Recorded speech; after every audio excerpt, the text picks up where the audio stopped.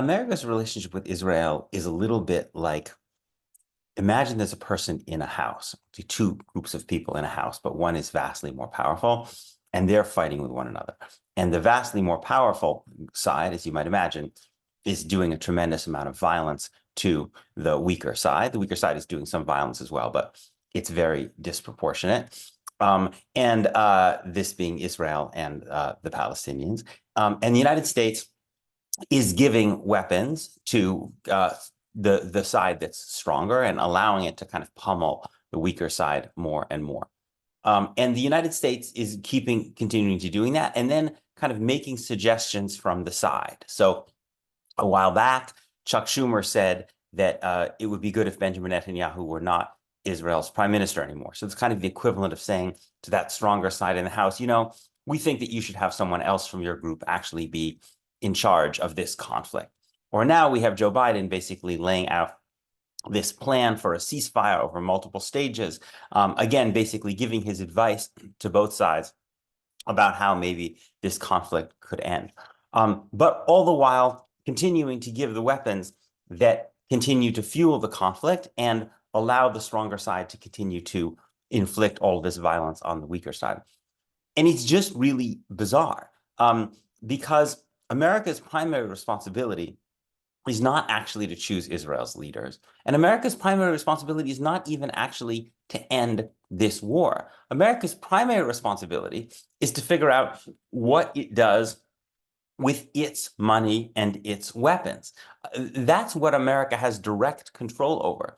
America doesn't have actually direct control over how this war in Gaza ends. From a moral perspective, its primary responsibility is its own role.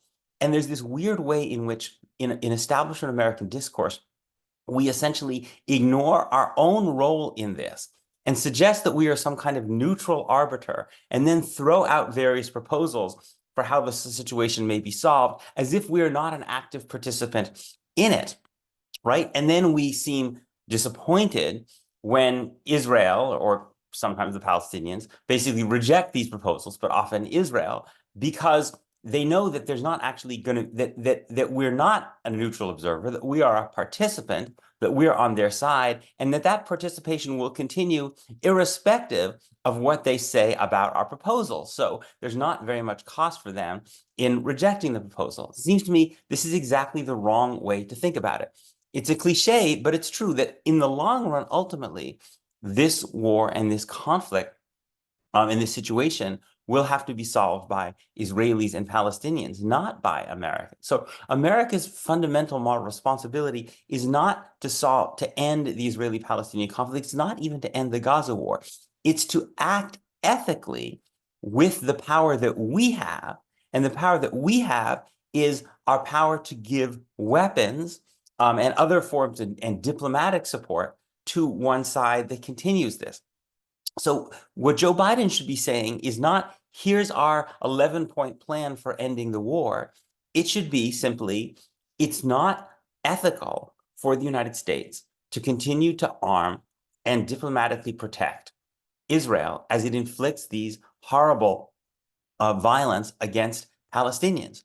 That's not, I'm the American president. I'm in charge of how we spend our money and who we send our weapons to, and I'm not going to do that. Now, that could have a real impact on Israeli politics, on whether Netanyahu stays prime minister, on how Israel prosecutes this war, or even whether it does. We don't know what the consequences of that would be. But in some ways, the consequences are not America's primary responsibility. America's primary responsibility is our involvement in the conflict. And yet so often it's that question which is essentially recedes.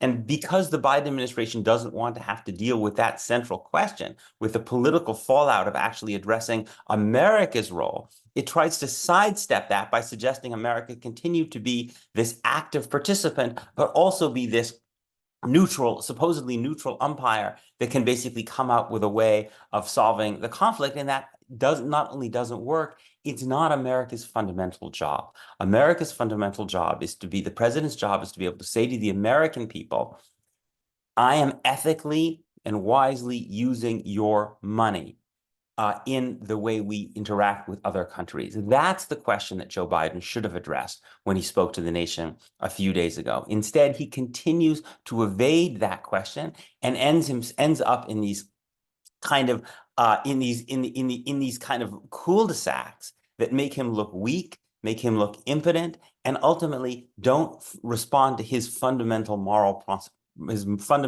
responsibility as the president of the United States.